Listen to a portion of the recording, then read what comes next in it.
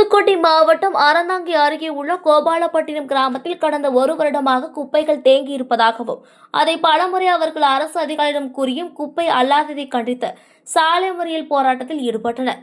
கோபாலப்பட்டினம் கிராமத்தினர் கடந்த சில மாதங்களுக்கு முன்னால் மதுரை உயர்நீதிமன்றத்தில் குப்பை கிடங்காக மாறிய கோபாலப்பட்டினம் கிராமத்தில் உள்ள குப்பைகளை அகற்றி தனி குப்பை கிடங்கு அமைக்க வேண்டும் என்று வழக்கு தொடர்ந்திருந்தனர். அதனைத் தொடர்ந்து நீதிமன்ற உத்தரவு அவர்களுக்கு வழங்கப்பட்டது.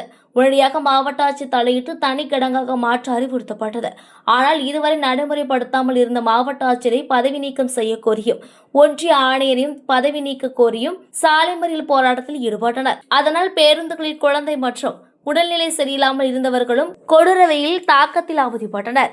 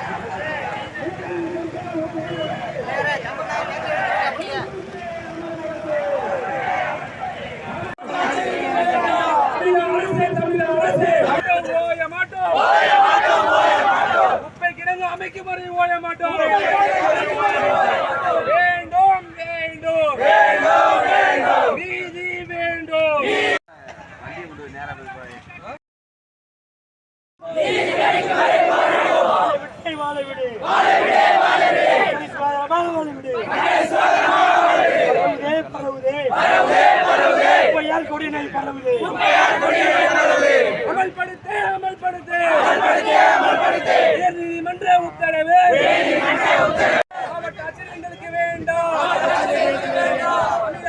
தமிழக அரசு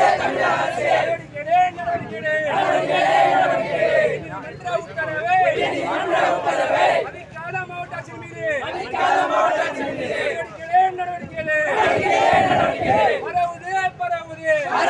பரவுது குப்பையால் கொடிய நோய் பரவுது.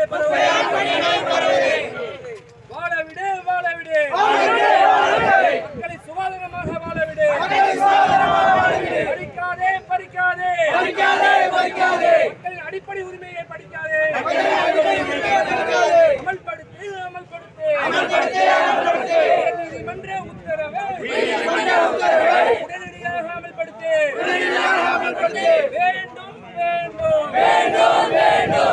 கிணங்கு வேண்டும். ஓய மாட்டோம். கிடங்காமை முறை